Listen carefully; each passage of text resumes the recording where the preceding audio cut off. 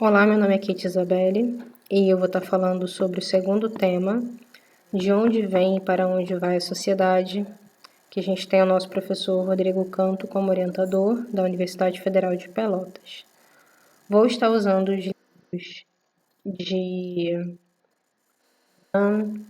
um artigo sobre coronavírus na história das pandemias e das mudanças sociais, que foi escrito pelo próprio professor Rodrigo Canto. Só que o livro que eu vou dar mais ênfase aqui é O Brasil e o Capitalismo Histórico, Passado e Presente na Análise de Sistemas Mundo. Pretendo fazer uma linha temporal aqui de comparação e evolução.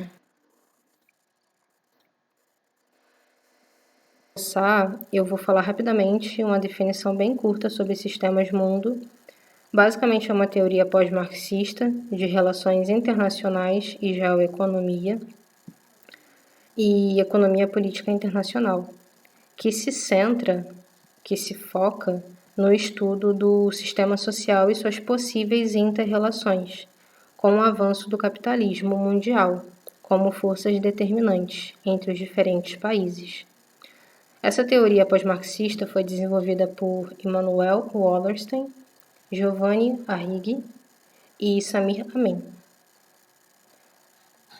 Aqui a gente começa pelas instituições de parentesco, em seguida com o imperialismo e, respectivamente, o sistema eurocêntrico, até o que a gente tem nos dias atuais. Falando um pouquinho sobre cada um, vou começar pelas instituições de parentesco e fazer umas observações bem rápidas sobre esse sistema. As instituições de parentesco, elas acabavam gerando uma relação necessária de consenso, uma comunicação oral e uma reciprocidade institucionalizada na partilha e nas trocas dos bens materiais.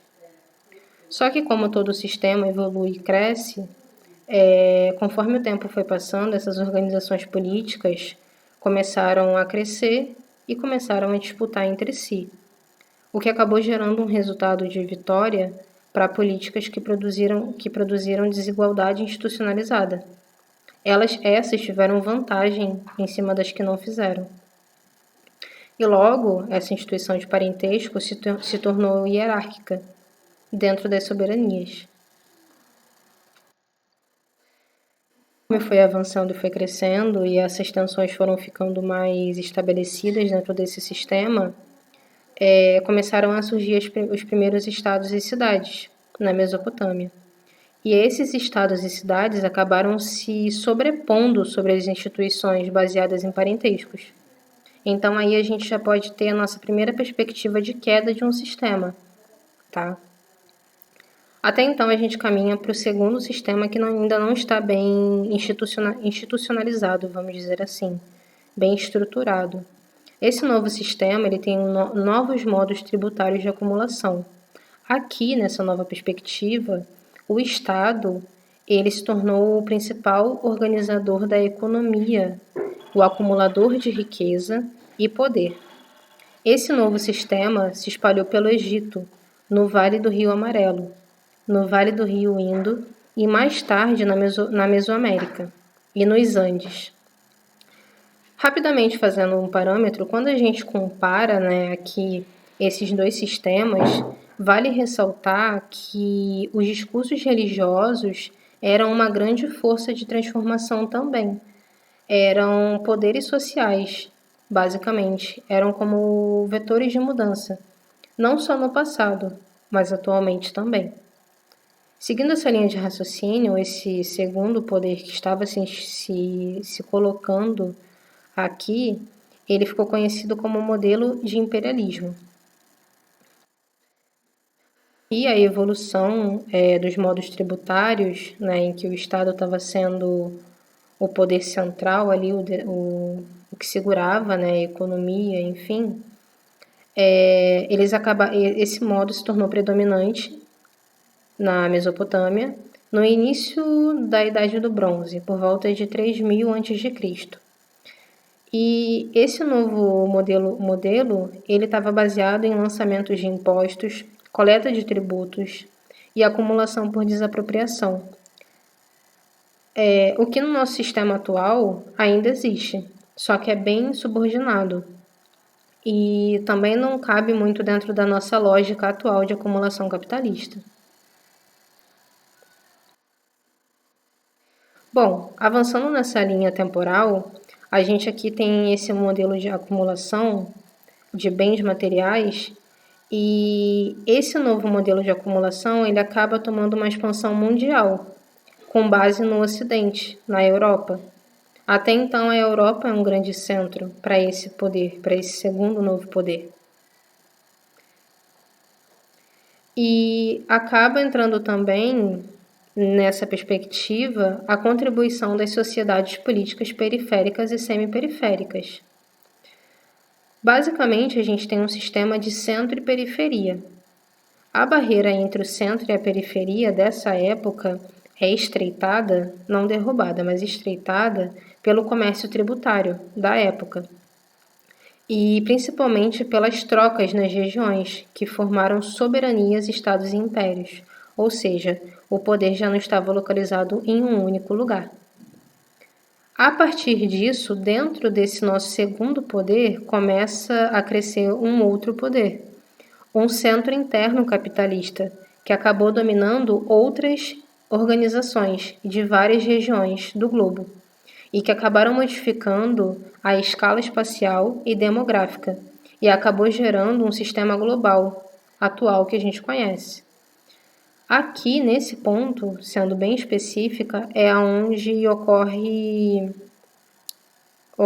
a mudança, né? Ocorre a queda do segundo poder. E a gente dá espaço para o terceiro poder, para o terceiro sistema mundo, na verdade, né? Me desculpe, corrigindo aqui, para o sistema terceiro mundo, para o terceiro sistema mundo, o sistema eurocêntrico. Basicamente, esse terceiro novo sistema mundo, ele foi o primeiro no qual o capitalismo se tornou um modo predominante de acumulação. Apesar de cidades e estados capitalistas semi-periféricas já existirem desde a Idade do Bronze, nos espaços entre os impérios tributários, esse sistema eurocêntrico se expandiu em uma série de ondas, ou seja, ele foi muito mais potente do que os outros. Essas ondas foram ondas de colonização e incorporação. E também teve o fenômeno da mercantilização, que também avançou por ondas no século XIII e desde o século XV. No total, dá para citar aqui 4 ondas de hegemonia. Antes de citar essas ondas, eu gostaria de fazer um paralelo para deixar uma definição bem rápida sobre hegemonia. É uma supremacia, uma influência preponderante exercida por cidade, povo ou país sobre outros. Dando sequência, as 4 ondas de hegemonia que vale a pena citar em relação ao livro é a coalização entre os capitalistas financeiros genovenses e a coroa portuguesa, as organizações políticas dos holandeses no século XVII, os ingleses no século XIX e os Estados Unidos no século XX. Bom, como nada é perfeito, e assim como os 2 outros sistemas mundo, com o sistema eurocêntrico não foi diferente. Ele também começou a sua queda. Havia lutas por poder global, rivalidades hegemônicas. O núcleo do sistema mundo moderno estava muito cêntrico. Havia vários estados soberanos que estavam se aliando e competindo entre si. Só que até então não tinha nenhum que era um grande candidato, um forte candidato à predominância, ou melhor, ao poder acima dos outros. Já que o Império Central, ampliado, havia se tornado muito grande. Só que isso mudou quando os Estados Unidos se tornou uma única superpotência, com a dissolução da União Soviética em 1989. Logo depois também houveram ondas de descolonização, houve a incorporação da Ásia nesse sistema no século XIX e esse novo movimento acabou sendo muito superior ao movimento anterior, ou seja, ao movimento eurocêntrico.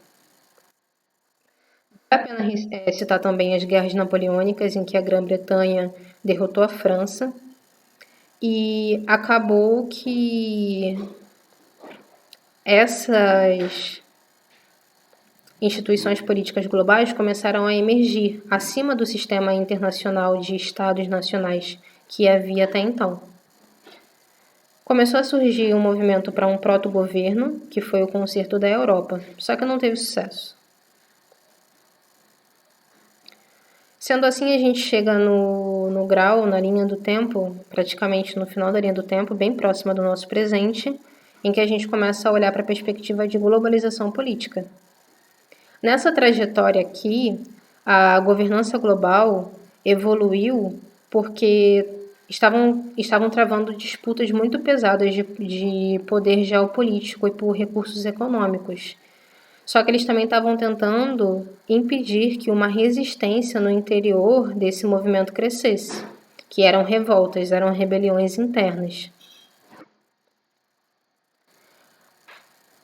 Aqui até então, a grande elite estava tentando manter o controle, estava tentando resistir a esses movimentos que estavam vindo de baixo desse sistema. Só que não houve escapatória. Além das ondas de descolonização, houveram outras forças importantes de resistência, que vale citar, que foram a revolta dos escravos, o movimento sindical, a expansão da cidadania,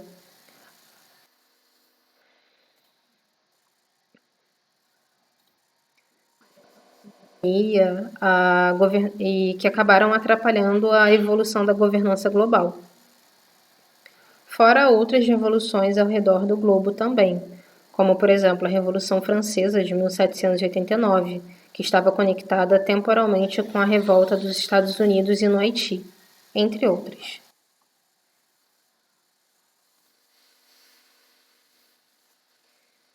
Aqui, basicamente, as minorias se fizeram presentes. Acabaram afetando um sistema enorme que estava extremamente globalizado, envolvendo culturas, que estava muito bem estruturado e muito bem institucionalizado. Só que com várias ondas de rebelião, como os outros sistemas também acabou caindo. Realmente, no final dessa linha do tempo, nessa comparação entre presente e passado, a gente chega no nosso sistema atual. Bom, o nosso sistema atual, ele é muito acelerado, ele é bem feroz, assim como o sistema eurocêntrico também era. Ele incessantemente busca por novidades, digamos assim. Ele acaba gerando uma degradação muito maior do meio ambiente, como consequência do aquecimento global. Ele causa mudanças demográficas e ele também causa um número crescente populacional. Tudo isso indica que o nosso atual sistema capitalista está bem perto de começar ou de sofrer um possível colapso. Segundo o livro aqui, a possível crise estrutural inconciliável vai ser durante os próximos 50 anos. E a partir disso, né, em relação a tudo que a gente viu até o ponto atual nessa discussão desse tema, provavelmente surgirá um novo sistema. E esse novo sistema ele tem dois caminhos. Ele tanto pode ser um sistema igualitário, um sistema onde as instituições não têm fins lucrativos, mas ele também pode ser um sistema autoritário para preservar privilégios de elites.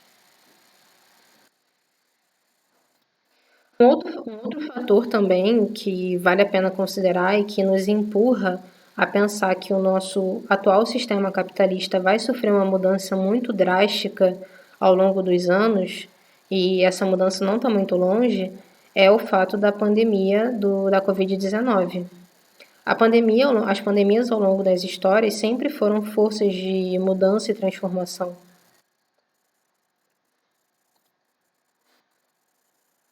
Basicamente, as pandemias ao longo da história, elas impulsionaram transformações em larga escala na antiguidade e também na modernidade. A crise do coronavírus está mostrando exatamente isso, né? Como a gente acaba achando que uma estrutura está muito bem montada, como uma estrutura está concreta e ela pode acabar sendo substituída em 2 tempos, muito rapidamente. Na antiguidade, até então, a facilidade, né, para contrair doenças, enfim, era muito mais latente, até pela falta de vacinas, a imunidade da população. E com o avanço da medicina, com o avanço das tecnologias, isso ficou um pouco mais distante, mas ainda assim não erradicado. Muitas doenças que a gente tinha na antiguidade ainda não foram erradicadas. E a proximidade também dos seres humanos com os animais, seja gado, porco, aves, enfim, acaba gerando também um outro fator para possíveis futuras pandemias, né? Além da Covid-19, que a gente já está tendo aí como um quadro de possível mudança. Basicamente, também, um outro fator é a globalização. A globalização também é um facilitador para pandemias mundiais e principalmente para mudanças estruturais, onde tudo fica muito mais acelerado.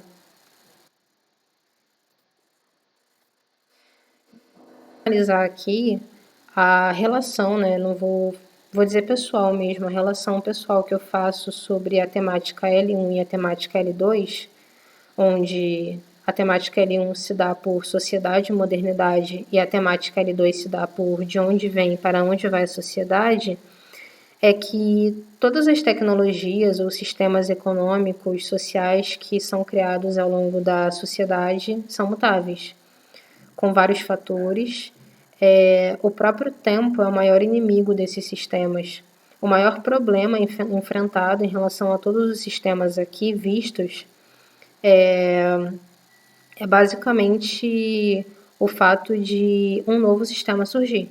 É o fato de o tempo passar e a sociedade evoluir e as ideias também evoluírem. E vejo também que, independentemente do sistema que a gente cria e o sistema que a gente se encontra inserido, que ele gera desigualdades, que ele gera desconforto, enfim, acaba não agradando alguma parte da sociedade ou afetando inteiramente alguma parte da sociedade. Me parece que uma grande parte da sociedade precisa estar na estrutura dessa pirâmide para que uma pequena parte tenha o direito de usufruir desse poder, né? Usando o restante da sociedade como um apoiador. E a rebelião das minorias, enfim, é, é um, é um dos maiores movimentos que acabam mudando essas pirâmides que a gente acaba vivendo e achando que, enfim, não vão nunca se alterar. Agradeço por ter ouvido até aqui, encerro o tema e uma boa semana.